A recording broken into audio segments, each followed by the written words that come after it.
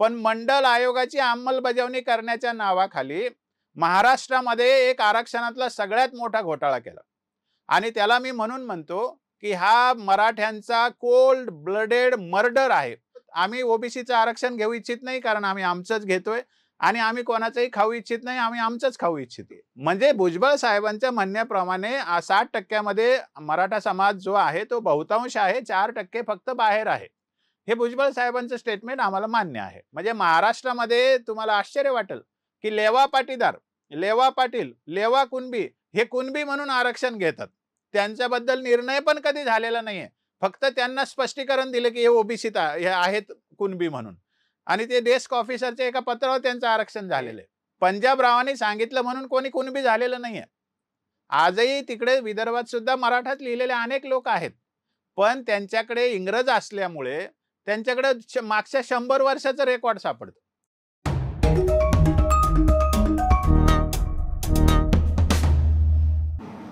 तर मराठा आरक्षणाचा प्रश्न इतका गंभीर का झाला? आपल्या देशामध्ये आरक्षण राबवण्याची जी प्रक्रिया सुरू झालेली आहे त्याचे 2 भाग आहेत. म्हणजे घटनात्मक बाजू काय आहे आणि आपल्या राज्यात कोणत्या प्रकारे आरक्षण राबवलं गेलं, ह्या 2 गोष्टी भिन्न आहेत हे पहिल्यांदा आपल्याला सांगितलं पाहिजे. आरक्षणाचा प्रश्न का निर्माण झाला तर त्याची सुरुवात आपण बघूया की 18 मे 1959ला यशवंतराव चव्हाण मुख्यमंत्री असताना त्यांनी एक GR काढला होता आणि त्या GR मध्ये त्यांनी स्पष्ट लिहिलं होतं की त्यावेळेला 900 रुपये वार्षिक उत्पन्नाच्या खाली ज्या फॅमिलीचं उत्पन्न आहे त्यांच्या सगळ्या मुलांना शिक्षणाचा खर्च सरकार देईल. आणि तो इतका चांगला GR होता, कारण अजून एक माहिती आपल्याला दिली पाहिजे, ती म्हणजे घटना जेव्हा लिहिली गेली तेव्हा डॉक्टर बाबासाहेब आंबेडकरांनी शिक्षणातल्या आरक्षणाला विरोध केला होता. नोकरीतल्या आरक्षणासाठी बाबासाहेबांनी 16(4) हे कलम तेव्हा 10(3) होतं ते मान्य केलं. पण जेव्हा तसंच कलम करावं 9(3) मध्ये तेव्हा ते त्यांनी मान्य केलं नाही. त्यांनी सांगितलं की हे जर आपण करणार असू तर मग आपल्या घटनेचं उद्दिष्ट पराभूत होईल, असं सांगून त्यांनी शिक्षणाच्या आरक्षणाची तरतूद नाकारली होती.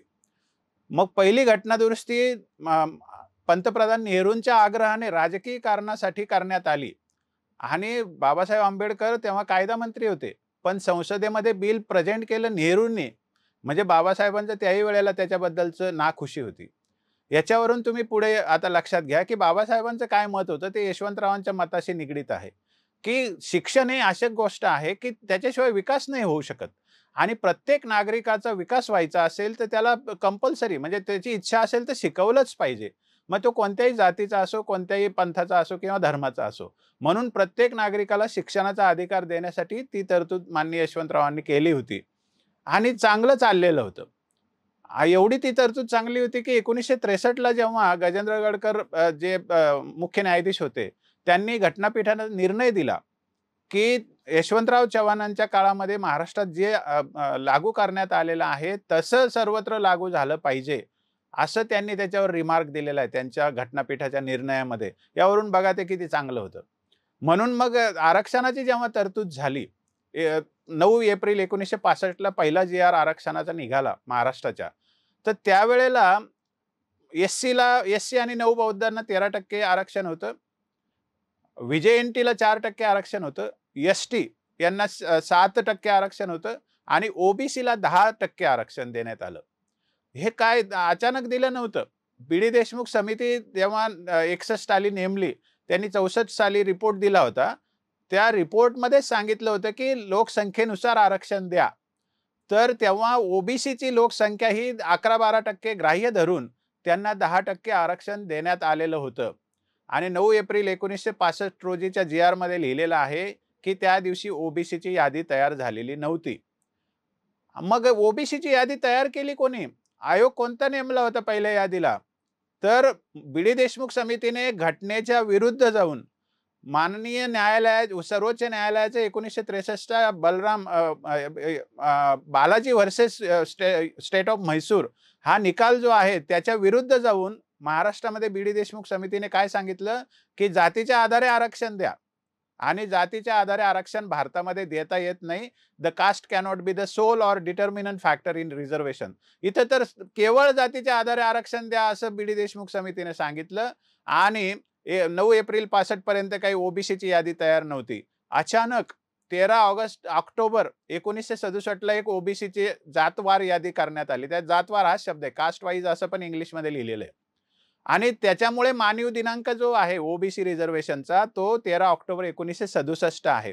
मग पहिली जेव्हा 180 जातीची जातवार यादी आली आणि त्याला ओबीसी म्हणा असं सांगण्यात आलं, तिथेच घटना खरं म्हणजे पायमल्ली करण्यात आली घटनेची, पायदळी तुडविण्यात आली आणि महाराष्ट्राचा आरक्षणामधला गुन्हेगारीचा जो भाग आहे तो सुरू झालेला आहे. त्या 180 जातीमध्ये 83 क्रमांकावर कुणबी आहे आणि माळी किंवा गुजर किंवा वाणी, मराठा अशा जाती त्यात नाहीयेत. परंतु लगेच 6 महिन्यांनी त्यात दुरुस्ती करण्यात आली आणि एका ओळीचा जी-आर वरती तेली आणि माळी पुढच्या क्रमांकावर घालण्यात आले. आणि असा जो सिलसिला सुरू झालाय महाराष्ट्रात घटनेच्या विरुद्ध जाऊन आरक्षण देण्याचा, तो आज तागायत चालू आहे. मग आता आपण त्याला विरोध करून या सगळ्या समाज बांधवांचं आरक्षण घालवायचं का? तर अशी काही भूमिका घेतलीच पाहिजे असं काही नाही. पण महाराष्ट्रातली आरक्षणाची जी प्रक्रिया आहे ती घटनात्मक नसून पायंड्यावर आधारित आहे. आपण हे पहिल्यांदा समजून घेतलं पाहिजे. मग तेव्हा काही मराठा समाजाच्या आरक्षणाचा विषय आला नाही, कारण मराठ्यांमध्ये अज्ञान प्रचंड होतं. मंडल आयोग आला 79 साली.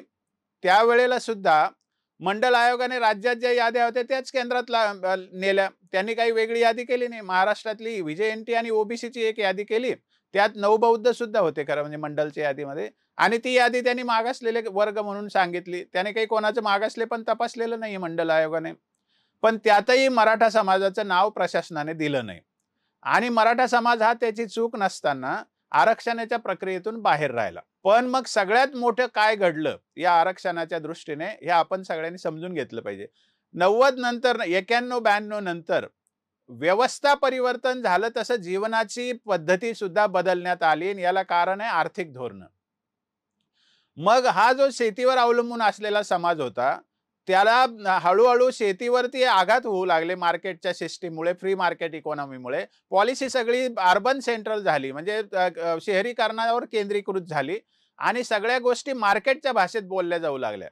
आणि त्यामुळे हळूहळू ज्या संधी गावाच्या पातळीवर मिळत होत्या त्याच्यावरती आघात होऊ लागले. आणि मग या समाजामध्ये पण परिवर्तन होऊ लागले की आपले पोरही शिकले पाहिजे, नाही तर त्याला काही मिळणार नाही. आणि जेव्हा अशी मानसिकता बनायची वेळ आली तेव्हा आपल्या देशामध्ये एक कोल्ड ब्लडेड मर्डर झाला मराठा समाजाचा. ते मी आपल्याला सांगू इच्छितो. खरं म्हणजे Indira Sahni versus union of India हा या केसचा एक निकाल आला नोव्हेंबर 1992 मध्ये. तोपर्यंत तर काही मराठ्यांना किंवा माळ्यांना सगळ्यांना शिक्षणात फुकट शिकायला मिळत होतं. सगळे ओबीसी असतील, सगळे ब्राह्मण असतील, मुसलमान असतील, आम्ही सगळे एकत्र शिकत होतो. त्यामुळे आरक्षणाची काही आपल्याला जाणीव झाली नाही. आणि तो जो निकाल आहे त्यामध्ये काही मंडल आयोग स्वीकारलेला नव्हता कोर्टाने. त्यावेळेला तुम्ही सगळ्यांनी बघू शकता 853 नंतरचे जे पॅराग्राफ्स आहेत मेन जजमेंटचे इंदिरा साहनी मधले, त्यामध्ये स्पष्ट म्हणलेलं आहे की आम्ही मंडल आयोगाच्या आधारे आरक्षण लागू नाही करत आहे 27%. तर व्हीपी संघाने जो आदेश काढलेला आहे तो आदेश ज्या राज्यामध्ये याद्या होत्या आणि त्या याद्या लागू आहेत आधीच आरक्षणामध्ये, त्यांना फक्त आम्ही नोकरीसाठी केंद्रामध्ये पण आरक्षण देत आहोत. आम्ही मंडल आयोगाच्या आधारे आरक्षण देत नाही आहोत असं कोर्टाने स्पष्ट सांगितलं. उरलेले 3 जजेसने तर मंडल आयोग बोगस आहे म्हणून त्याला पूर्णपणे रद्दच केलेलं आहे. पण 4 मेजॉरिटी न्यायमूर्तींच्या जजमेंटमध्ये त्यांनी सांगितलं की आमच्या निकालाशी मंडलचा संबंध नाही, म्हणून मंडलवर ऑब्जेक्शन्स असतील तर त्याच्यावर आम्हाला काही म्हणायचं नाही, मंडल आमच्या समोर नाही आता. म्हणजे 7 जजेसने मंडल नाकारलेला आहे. आणि महाराष्ट्रामध्ये मात्र माननीय शरद पवार साहेबांच्या नेतृत्वाखाली तेव्हा सरकार होतं आणि या म्हणजे ही जी इंदिरा साहनी केस होती त्यात एक नमूद केलेलं होतं की आता स्टेटच्या यादीला आम्ही आरक्षण लागू करतोय, पण ज्या मंडलच्या याद्या आणि स्टेटच्या याद्या वेगळ्या असतील तर मग त्यांना आरक्षण द्यायला पाहिजे. पण मग आम्ही आयोगाची रचना सांगतोय, 4 महिन्यात केंद्राने आणि राज्याने नवीन मागासवर्ग आयोग स्थापन करावेत आणि त्यांच्याद्वारे ज्या राज्यामध्ये यादी तपासून लागू केली नसेल त्यांची तपासणी करावी ज्या मंडलमध्ये यादीत आहेत पण राज्यात नाही आहेत अशा घटक जे आहेत त्यांना पण तपासणी करून पुन्हा आरक्षणात ठेवावं. आणि नवीन वर्ग जर कोणी राहिले असतील, कोणाच्या तक्रारी असतील, तर त्याही अटेंड करून त्यांनाही आरक्षण देण्याची प्रक्रिया मोकळी करावी. पण 4 महिन्यात नवीन राज्य मागासवर्ग आयोगाची राज्यात आणि केंद्रात रचना करावी. स्वाभाविकच केंद्रामध्ये 1993 लाच पहिलं नॅशनल बॅकवर्ड कमिशन फॉर्म झालं, त्यांचा कायदा निर्माण झाला. महाराष्ट्रामध्ये 23 मार्च 1994 पर्यंत म्हणजे नोव्हेंबर 92 पासून तर 1-1.5 वर्ष झालं. तरी राज्यात कायदा नाही आला, राज्यात आयोग नाही नेमला. म्हणजे पहिला घटनात्मक क्राईम केला राज्य सरकारने आणि त्यावेळेला यांचं सरकार होतं. आपले शरद पवार साहेबांचं त्यावेळेला सरकार होतं. म्हणजे पहिला क्राईम त्यांनी केला. त्यांनी दुसरा क्राईम काय केला की आयोग तर नेमला नाही, पण मंडल आयोगाची अंमलबजावणी करण्याच्या नावाखाली महाराष्ट्रामध्ये एक आरक्षणातला सगळ्यात मोठा घोटाळा केला.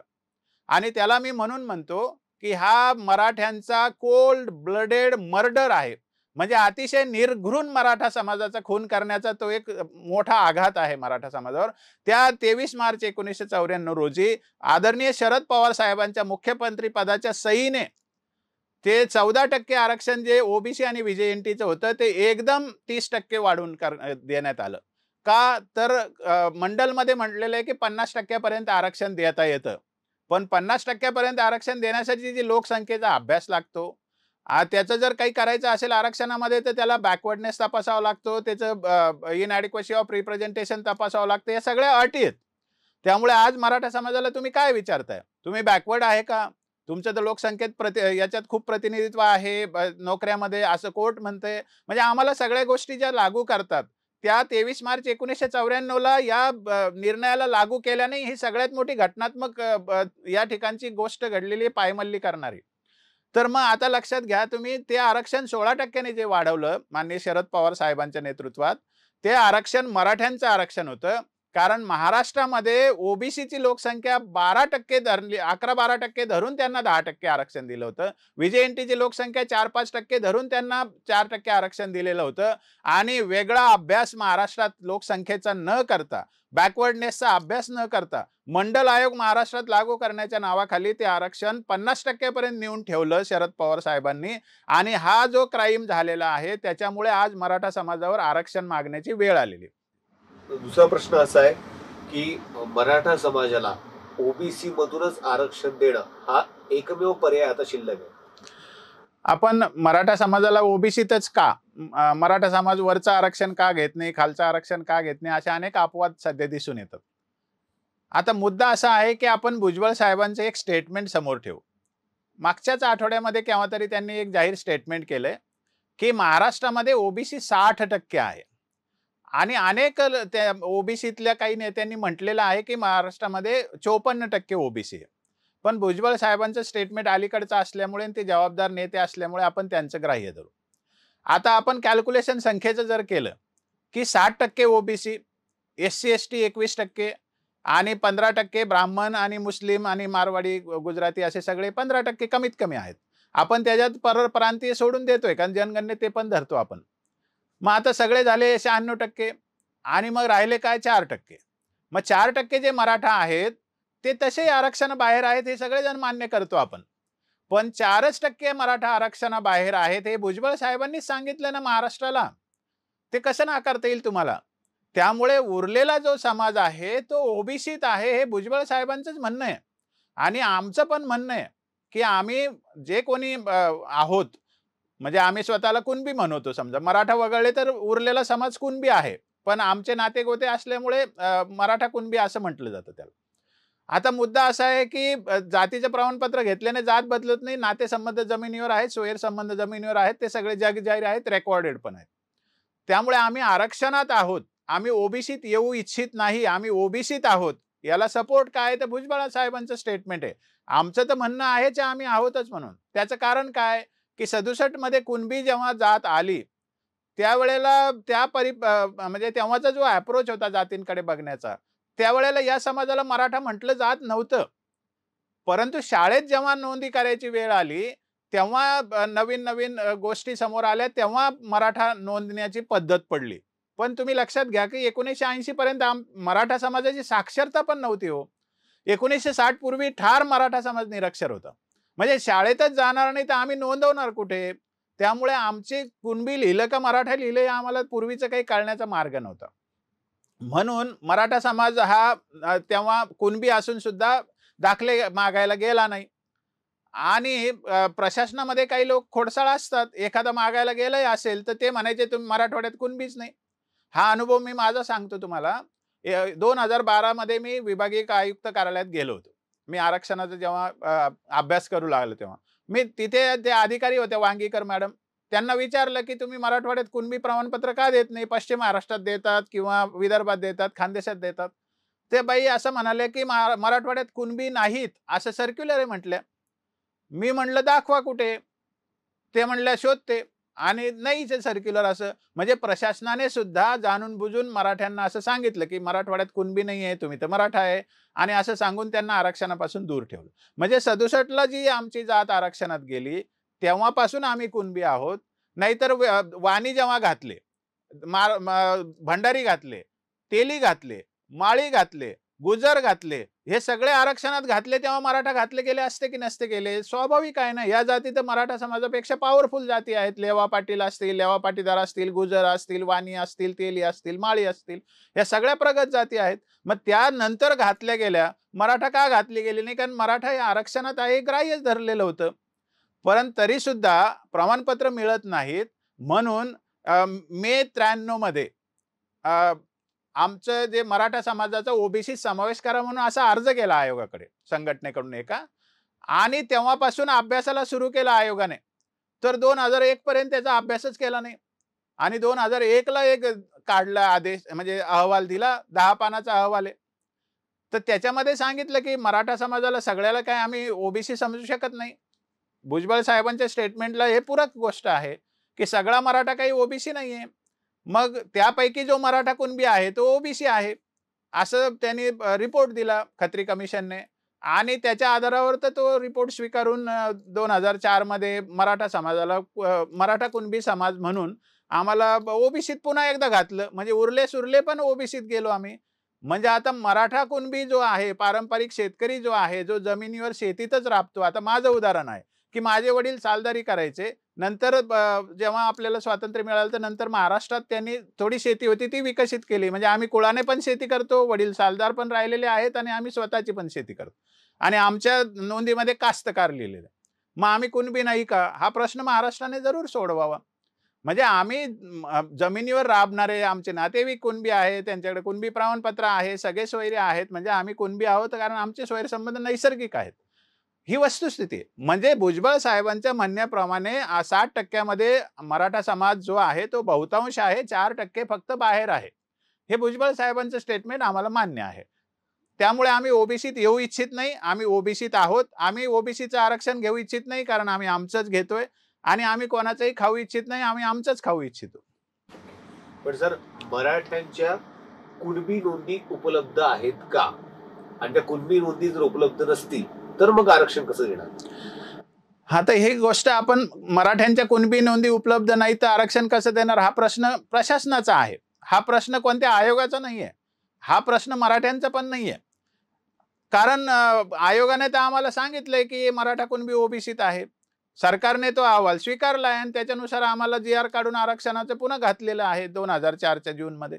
मग आता त्यांनी जर एखाद्या समूहाला सांगितलं, की हा बॅकवर्ड आहे आणि त्याला आरक्षणात घातलेलं आहे, तर त्यातल्या प्रत्येक नागरिकाला त्याला फायदे मिळवून देणे हे सरकारचं काम आहे आणि सरकार म्हणजे तिथे प्रशासनाचं काम आहे. मग आता समजा आताची परिस्थिती जर लक्षात घेतली, की आपला कायदा काय सांगतो? मी पुन्हा बालाजी जे आहे, M R. Balaji versus state of Mysore त्या केसचं सांगेन. ते पहिलं घटनात्मक जजमेंट आहे आरक्षणावरचं आणि ते लागू असताना हे जातीचा आधार घेतात.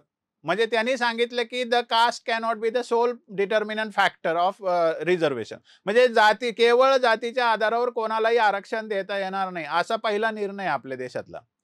आणि तरी सुद्धा 67 ची यादी फक्त जातीच्या आधारावर आली. नंतर सुद्धा जातीच्याच आधाराने आरक्षण दिलं गेलं. म्हणजे महाराष्ट्रामध्ये मूळ घटनात्मक तरतुदीला मोडून तोडून टाकलं, पायदळी तुडवलं आणि आता तीच आदर्श झाली आहे आणि म्हणून जातीची नोंद नसेल तर आरक्षण नाही असं म्हणतात. मुळामध्ये जातीच्या आधाराने जर आरक्षण देता येत नाही, तर जातीची नोंद नाही म्हणून आरक्षण नाकारता पण येत नाही. हे आपण सगळ्यांनी लक्षात घेतलं पाहिजे. मग आम्ही कुणबी आहोत म्हणजे काय? का आपल्याकडे इतिहासकार कमी आहेत का? आपल्याकडे समाजशास्त्रज्ञ कमी आहेत का? आपल्याकडे अर्थशास्त्रज्ञ कमी आहेत का? मग आपल्याकडे जर हे सगळं आहे, तर मी इतिहासाचं पुस्तक सांगतो तुम्हाला. मराठवाड्याचा इतिहास रोडे सरांनी लिहिला. तुम्ही बघा त्याच्यात समाज कोण आहे. त्यांनी मराठा कुणबीच समाज लिहिलेला आहे त्याच्यामध्ये. 1881 ला पहिली जनगणना जी झालेली आहे, ती जनगणना समावेशक जनगणना आहे. तिथे काही आरक्षणासाठी झालेली नाही. त्यामध्ये म्हणजे कोणतंही विशेषण न लावता फक्त कुणबी कुठे आढळतात? तर हैदराबाद स्टेटमध्ये आढळतात. त्यांची लोकसंख्या दिली 16 लाख काहीतरी. म्हणजे तेव्हा फक्त कुणबी असलेला मराठी भाषिक हा समूह मराठवाड्यातच होता. बाकी ठिकाणी लेवा कुणबी, मराठा कुणबी असेच त्याला विशेषण होते. आम्ही फक्त कुणबी आहोत, हे त्यांनी तेव्हा लिहून ठेवलेलं आहे. ते 3 जनगणना ज्या जातीनिहाय झाल्या 91 ची आणि 1900 ची 1 ची, तिथेही आम्ही कुणबी आहोत. 1909 ला जे हैदराबाद स्टेटचं प्रोव्हिन्शियल गॅझेटियर आहे, ते सुद्धा ब्रिटिश गव्हर्नमेंटनेच पब्लिश केलेलं आहे. त्याच्यामध्ये औरंगाबाद, बीड, उस्मानाबाद, नांदेड आणि परभणी अशा 5ही जिल्ह्याचा डेटा आहे. 5ही जिल्ह्यामध्ये जाती कशा आहेत, म्हणजे त्यांचा व्यवसाय काय आहे, पॉप्युलेशन कसं आहे, याचं विस्तृत वर्णन आहे. आणि त्याच्यामध्ये 5ही जिल्ह्यात बहुतांश ठिकाणी म्हणजे मोठी संख्या लोकसंख्या असलेली जात कोणती? तर मराठा कुणबी, काही ठिकाणी कुणबी लिहिलेलं आहे आणि मोस्टली ॲग्रिकल्चरिस्ट कम्युनिटी आहे. हे सगळं त्याच्यामध्ये लोकसंख्येसह लिहिलेलं आहे. म्हणजे आता तुम्हाला हे डॉक्युमेंट 2 महत्त्वाचे सांगितले ऐतिहासिक. अजून 2 डॉक्युमेंट खूप महत्त्वाचे आहेत. कुणबीचा निर्णय करणे. शेतकऱ्याचा आसूड हे पुस्तक महात्मा ज्योतिबा फुलेंनी 1883 ला लिहिलंय. त्यावेळेस ते म्हणतात प्रस्तावनेमध्ये, की माळी, कुणबी, धनगर हे मूळचे एकच आहेत. सगळ्यांचा व्यवसाय कुणबीत्वाचाच होता. पण ते माळी कृत्रिम शेती करू लागले म्हणून ते वेगळे झाले. म्हणजे ते मालदार होते आणि त्यांच्या सगळ्या नोंदी या बागायती शेतीच्याच येतात. सावता माळी यांच्यापासूनच्या सगळ्या. आणि धनगरांनी मेंढपाळीचा ॲडिशनल बकऱ्या पाळण्याचा आणि त्याला सपोर्टिंग व्यवसाय केला म्हणून त्यांचं बरं चाललेलं आहे. मेला तो कुणबी आणि त्याचं हे दारिद्र्य दैन्य मांडण्यासाठी मी पुस्तक लिहितो असं महात्मा फुले म्हणतात. आणि महात्मा फुलेचा त्यालाच जोडून एक येते उल्लेख समग्र वाङ्मयामध्ये. खासा मराठा म्हणवणाऱ्याला त्यांनी उत्तर दिलेलं आहे, की महाराष्ट्रामध्ये महारापासून ब्राह्मणापर्यंत सगळेच मराठे असतात, तुझी जात काय सांग? मग तो म्हणला मी कुणबी आहे. म्हणजे महात्मा फुले कोणाला उद्देशून लिहिताय? आजच्या मराठा जे आरक्षण मागतोय आम्ही, आम्ही कुणबी आहोत, हे त्यांना उद्देशून शेतकऱ्याचा आसूड हे 1883 ला लिहितात. म्हणजे तेव्हापासून आम्ही दैन्यामध्ये आहोत हे तर पहिल्यांदा मान्यच केलं पाहिजे. आणि त्याच्यानंतर अजून एक महत्त्वाचं डॉक्युमेंट आहे, जे ते तर खूपच रिसर्च करून केलेलं डॉक्युमेंट आहे आणि ऑथेंटिक आहे. ते म्हणजे गावगाडा. त्रिना अत्रेंचा गावगाडा पहिल्यांदा 1915 ला प्रसिद्ध झाला. त्या गावगाड्यामध्ये गावगाड्याचा अर्थ आहे, की पारंपरिक जी रचना आहे, लाईफ काय आहे खेड्यांचं, कसा येतं फंक्शनिंग कसं आहे गावाचं, याची रचना आहे ती सांगितलेली. त्याच्यामध्ये त्याने बलुतेदारीचं वर्णन केले, आलुतेदार कोण असतात आणि यजमान शेतकरी कोण असतो. तर गावामध्ये यजमान शेतकरी हा कुणबी असतो आणि कुणब्याने गाव वसवलं आणि त्याला सपोर्टिंग लागतात ऍक्टिव्हिटीज म्हणून त्याने सगळ्या बलुतेदारांना पण आपल्या बरोबर घेतलं. आणि कुणबी हा गावातला प्रमुख उत्पादक घटक आहे, ज्याच्या आश्रयाने सगळे राहतात. महाराष्ट्रामध्ये 99% गावापेक्षा सगळ्या गावांमध्ये आता ही बलुतेदारी व्यवस्था होती. मग जमिनीवर आमच्याकडे हे लोक खड्यावर येत नव्हते का? मराठवाड्यामध्ये माझ्या गावात येत होते. म्हणजे मग आम्ही कुणबी आहोत हे त्यांना विचारणं आहे की नाही? म्हणजे बलुतेदारी व्यवस्थेतल्या सगळ्या जाती या फंक्शनल कास्ट आहेत. म्हणजे काय, तर व्यावसायिक जाती आहेत आणि त्या आजही त्याचे अवशेष आहेत. म्हणजे गावातल्या कोणत्याही म्हाताऱ्या माणसाला विचारा, की हे समाज कोण आहे? ते सहज सांगतील नाही कुणबी आहे म्हणून. मग गावातले साक्षीदार जर ज्येष्ठ मंडळी सांगू शकतात, की हे कुणबी आहेत, तर आपल्या कायद्यामध्ये तर प्रत्यक्ष साक्षीला सगळ्यात जास्त वेटेज आहे. मग आपण त्या असं काही ठरवू शकत नाही का, की गावातल्या पंचाची साक्ष, सरपंचाचं प्रमाणपत्र, ग्रामसभेने दिलेली ग्वाही किंवा प्रमाणपत्र किंवा त्याचं स्वतःचं ॲफिडेव्हिट, अशा गोष्टी करू शकत नाही का आपण? नोंदीला पर्याय करू शकतो आणि आम्ही काही वेगळं मागत नाही. आज कायद्यामध्ये तरतूद आहे. 2012 चे जे रूल्स आहेत जाती प्रमाणपत्र देण्याचे आणि पडताळणीचे, त्यामध्ये 4-3 असा एक कलम आहे. त्या कलमानुसार असं म्हटलेलं आहे, की जर दावा करणारा जो आहे जातीच्या दाखल्याचा, त्याच्या नोंदी नसतील तर काय करावं, याचे गाईडलाईन्स आहेत. मग त्याच्यामध्ये त्यांनी सांगितलं, की त्याने ॲफिडेव्हिट द्यावं आणि त्याला जे सपोर्टिंग डॉक्युमेंट देता येतील ते घ्यावेत आणि त्याच्या घरी जाऊन गावात जाऊन चौकशी करावी, त्याचं मूळ रहिवास जिथे होता त्याच्या वाडवडिलांचा, तिथे त्यांचं काय आढळतं ते बघावं. म्हणजे महाराष्ट्रामध्ये तुम्हाला आश्चर्य वाटेल, की लेवा पाटीदार, लेवा पाटील, लेवा कुणबी हे कुणबी म्हणून आरक्षण घेतात.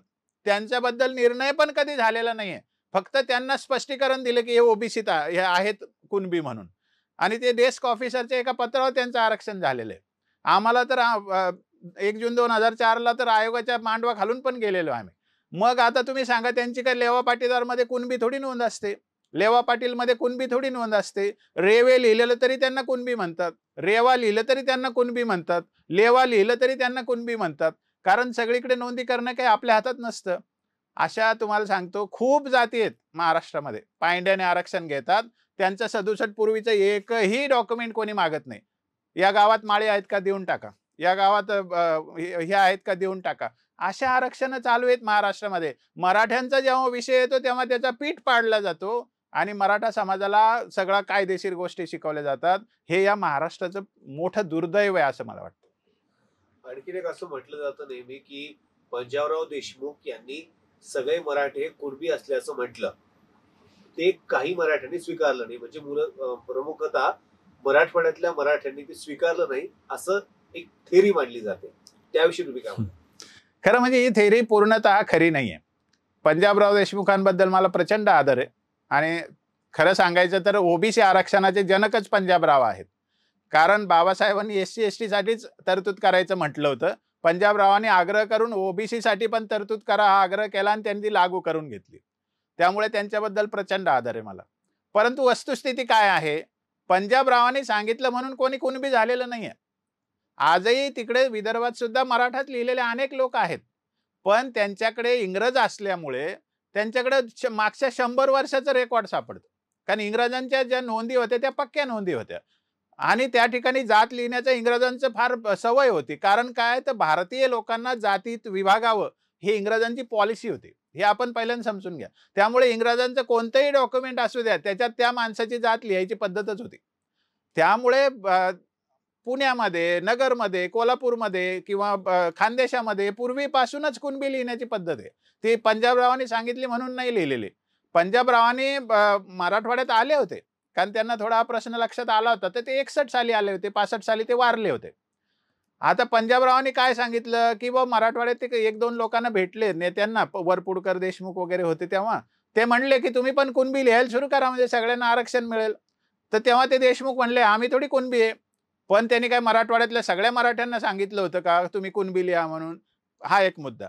दुसरा मुद्दा असा की 61ला पंजाबराव आले तर कुठे कुणबी लिहिणार होतो आम्ही? कारण कुणबी लिहिण्याचं काम आमचं थोडीच होतं, ते तर प्रशासनाचं होतं. मग त्यावेळेला आमच्या कोणी शाळेतच जात नव्हतं तर पंजाबरावाचा ऐकायचा प्रश्न कुठे होता? शाळेत जायचं प्रमाण 1970 नंतर थोडं थोडं वाढलं आणि तेव्हा नोंदी ज्या झाल्या त्याच्यावर तुम्ही आक्षेप घेऊ शकता. पण त्या नोंदींना काही मतलब नाही ना. 1967 पूर्वीची कुणबी नोंद नाही सापडत हा मुद्दा येतो ना. पंजाबरावांनी सांगितल्यावर जरी लिहिलं असतं तरी काय उपयोग झाला असता, कारण शाळेत कोणी गेलं नाही 70 पर्यंत. नंतर हळूहळू जायला लागलं तर तेव्हाच्या नोंदीला काही अर्थ नाही सरकारच्या दृष्टीने.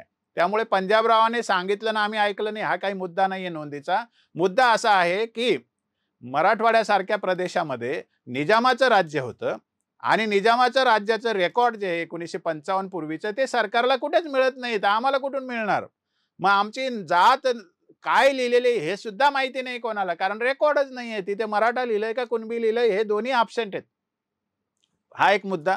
दुसरी गोष्ट, जे महसुली रेकॉर्ड 55 पासून सरकारने तयार केलं त्यात खासरा पाहणी एक मुख्य रेकॉर्ड आहे की सगळ्यांच्या ताब्यात जी शेती होती त्याचं सर्वे केलेलं आहे, त्याला खासरा पाहणी म्हणतो. आमच्या ताब्यात जी आहे त्याच्यात आमचा पण सर्वे, पण सर्रास सगळीकडे जात लिहिण्याची पद्धत नाही त्याच्यात. फार क्वचित ठिकाणी जात लिहिलेली आणि तिथे कुणबीच लिहिलेली आहे, तिथे मराठा लिहिलेलं नाहीये. जिथे जिथे मराठा लिहिलं असतं तर आम्ही म्हणलो असतो आमचा प्रॉब्लेम आहे, पण तिथे सुद्धा कुणबीच लिहिलेलं आहे खासरा पाहणीमध्ये, काही ठिकाणी काहीच लिहिलेलं नाही. म्हणजे आमच्या तिथे काहीच लिहिलेलं नाही. मग आता याच्यामध्ये आमचा काय गुन्हा होता? सरकारी प्रशासनाने जे लिहिलं ते लिहिलं. आता 67 पूर्वीचं जे रेकॉर्ड आहे ते एकमेव आम्हाला शक्य होतं ते शाळेचं रेकॉर्ड, आणि शाळा आमचे लोक शिकले नाहीत, नव्हते शिकत, निरक्षरता होती, वस्तुस्थिती आहे. आता जेव्हा आमच्यावर आघात काय झालेला आहे की आम्ही निजाम स्टेटमध्ये होतो म्हणून नोंदी सापडत नाही, हे ऐतिहासिक कारण आहे. आम्ही निजाम स्टेटमध्ये होतो म्हणून आमच्यावर एक अन्याय झालेला आहे, हे ऐतिहासिक कारण आहे. आणि महाराष्ट्रामध्ये ऐतिहासिक, भारतामध्ये ऐतिहासिक कारणाने अन्याय होतो SC ST वर, म्हणून तर त्यांना रिझर्वेशन दिलंय ना आपण. रिझर्वेशनची तरतूद ऐतिहासिक कारण दुरुस्त करण्यासाठीच आहे ओरिजिनली. म्हणून बाबासाहेबांनी म्हटलं की काही कारणास्तव आतापर्यंत त्यांना प्रशासनात प्रतिनिधित्व मिळालं नाही, अशा जातींना आता आपल्याला प्रतिनिधित्व द्यायचंय. तर मग आम्हाला मिळालं नाही हे माहिती आहे ना सगळ्यांना, निजामाचा रेकॉर्ड नाही हेही माहिती आहे ना सगळ्यांना. मग आमचा व्यवसाय चेक करा, बलुतेदारी व्यवस्थेचं वर्णन चेक करा, गावातले लोक काय म्हणतात ते चेक करा, तलाठी प्रमाणपत्र देतो, सरपंच देऊ शकतो, ग्रामसभा निर्णय देऊ शकते. तर गावात जात ठरते हे सगळ्यांनी समजून घ्या. तहसीलदाराला जात कोणाची माहिती नसते, अधिकाऱ्याला जात माहिती नसते. जातीचं खरं जर निर्णय कुठे होणार असेल तर गावगाड्यात जातीचा निर्णय होतो. आणि आमचा तोच आग्रह आहे की तुम्ही गावगाड्यात जा, मैदानात उभं राहून विचारा की हा जो समाज आहे ज्याला मराठा म्हणतात त्यांचा व्यवसाय काय, ते बलुतेदारी व्यवस्थेत होते का, यजमान होते का, कुणबी होते का, असं विचारा ना त्यांना. इतकं डळडळीत आज ही लिव्हिंग कास्ट आहे, मेलेली कास्ट नाहीये. व्यवसाय पण त्यांचा तोच आहे. आणि निखिल वागळेंनी काल जे लाईव्ह केलं त्याच्यामध्ये सांगितलं की जे आलेले लोक होते मनोज जारंगे पाटलाच्या सभेला ते मेजॉरिटी शेतकरीच होते, सगळे गावखेड्यातूनच आलेले आहेत. म्हणजे आम्ही आजही जमिनीवर शेतकरी आहोत. माझे स्वतःचं मी सांगतो, मी एकटा नोकरी करतो, माझे 4 भाऊ शेतकरीचे, आजही 2-2.5 एकराची शेती करतात. माझी बहीण सुद्धा शेतकरीचे, माझे मामा शेतकरीचे, माझे सगळे नातेवाईक शेतकरीचे. आणि परंपरेने तिथेच आहे, जेव्हा पूर्वी होते 50 वर्षापूर्वी 60 वर्षापूर्वी तिथेच शेती करतात ते. त्यामुळे कोणी जमिनीवरून हल्लेलं नाहीये. मग जिवंत व्यावसायिक रचनेमध्ये आजही आम्ही जगतो, हाच सगळ्यात मोठा पुरावा आहे. तर प्रशासनाला त्या गावापर्यंत जाता येत नाही का कायद्यात लिहिलेलं असताना? त्यामुळे प्रमाणपत्र देण्यासाठी जातीची नोंद असणं नसणं हा काही महत्वाचा मुद्दा नाहीये. नोंद असली तर सहज त्याला गावात न जाता प्रमाणपत्र देता येतं, नोंद नसली तर त्याला गावात जाऊन चौकशी करून प्रमाणपत्र देता येतं. फक्त त्याने गावात जाऊन हे बघावं, हे सरकारने सांगायचं काम आहे, बाकी नवीन काही करायचं काम नाही. इतका सोपा हा विषय.